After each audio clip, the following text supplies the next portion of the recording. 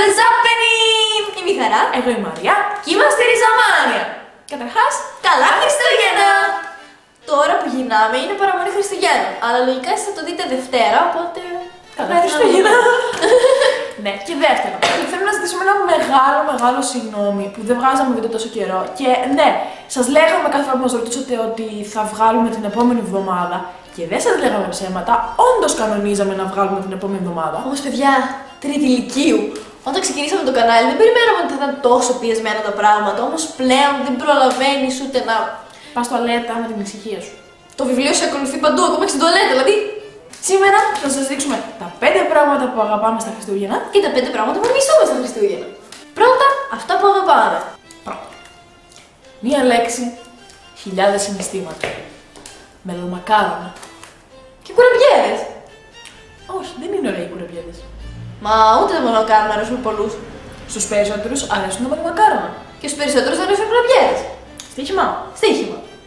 Γράψτε από κάτω τι σας αρέσει περισσότερο, τα μελομακάρονα ή οι κουραμπιέδες. Μία λέξη τη γράψαμε. Μελομακάρονα. Το δεύτερο ισχύει πιο πολύ για τα παιδιά που πάνε σχολείο. Είναι ο πρωινός ύπνος. Το ότι δεν έχεις να ακούσει ένα ξυπνητή να σε ξυπνάει, ότι ξυπνάς ό,τι ώρα θέλεις. Δεν διαβάζεις. Δεν διαβάζεις. Βέβαια, δεν ισχύει για τα παιδιά που δίνουν πανελλήνιες. Όσοι δίνετε μας καταλαβαίνετε. Διαγωνίσματα. Φροντιστήρια. Τώρα που το λες, έχω να γράψω στη χημεία. Κι εγώ ιστορία. Είδατε! Τρίτο.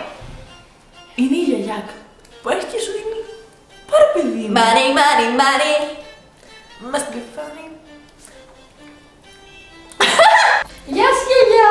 Τζάκι μου, τι κάνεις? Καλά είμαι, εσύ? Καλά, παπάς η μαμά? Καλά, όλοι καλά. Ωραία, πάρε αυτό το χαρτί. Δεν χρειάζεται. Δεν χρειάζεται. Ευχαριστώ. Τέταρτο. Φαΐ! Και πέμπτο. Είναι αυτά τα τελευταία 10 δευτερόλεπτα της χρονιάς που όλοι αρχίζουν και μετράνε αντίστροφα. 10, 9, 8, 7 και μετά μόλις τελειώνει αρχίζει να αγκαλιάζονται και 2, 1. Τώρα, τα 5 πράγματα που μισούμε στα Χριστούγεννα. Πρώτον, είναι κάτι που όταν είσαι παιδί το λατρεύεις. Γιατί σου δίνουν χρήματα. Αλλά όταν μεγαλώνεις, είσαι αναγκασμένος Να δίνεις λεφτά. και οπότε βλέπεις ένα παιδάκι στον δρόμο με το τριγωνάκι με το σκουφάκι σε φάση. Δίνω εγώ. Γιατί πρέπει να δώσεις λεφτά. Λεφτά. Δηλαδή, κατατάσσει σπαστικό όλα τα παιδάκια που περνάνε να πρέπει να σου πούν τα κάτω. Το τριγωνάκι τριγωνάκι. Πρέπει να δώσεις λεφτά. Δεύτερον. Και αυτό στην αρχή σου αρέσει, είναι ωραίο, ok, αλλά μετά από κάποια χρόνια που ακούς το ίδιο τραγούδι ξανά και ξανά, καταντάει σπαστικό. Και δεν φτάνει αυτό. Μετά σου κολλάει και το τραγουδάς και μετά τα Χριστούγεννα περνάνε, φτάνει το Πάσχα. I give you my heart, but the very next day you gave it away. This is. Τέλος. I give it to someone special. Λοιπόν, μετά είναι. Εσύ λες σπαστικό. 3. Γιαγιάδες, παππούδες, θείες, νονές. Όλοι έχουμε ένα σπαστικό συγγενή που απλά.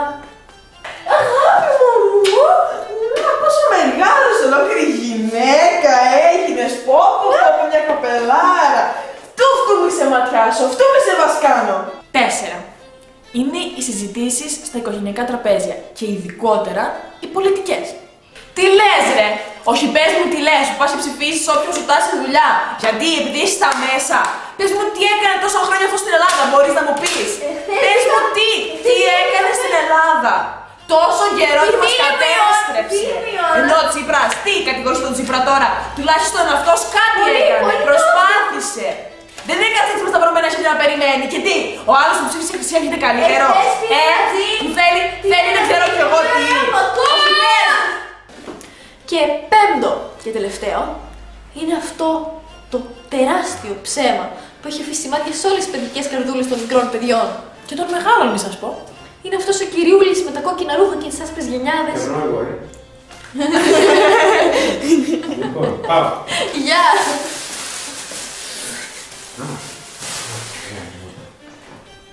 Είναι αυτός ο κυριούλης με τα κόκκινα ρούχα, ο χοντρός.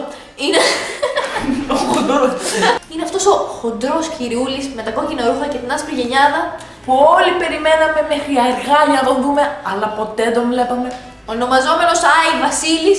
Τι ήταν τον Βασίλη, ρε φίλε, θα μπορούσε να ήταν και Γιάννη. Αυτό ήταν λοιπόν.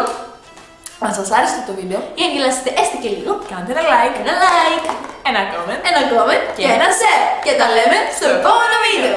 και όπως λέει και η Χαρά, και ένα subscribe ρε παιδιά!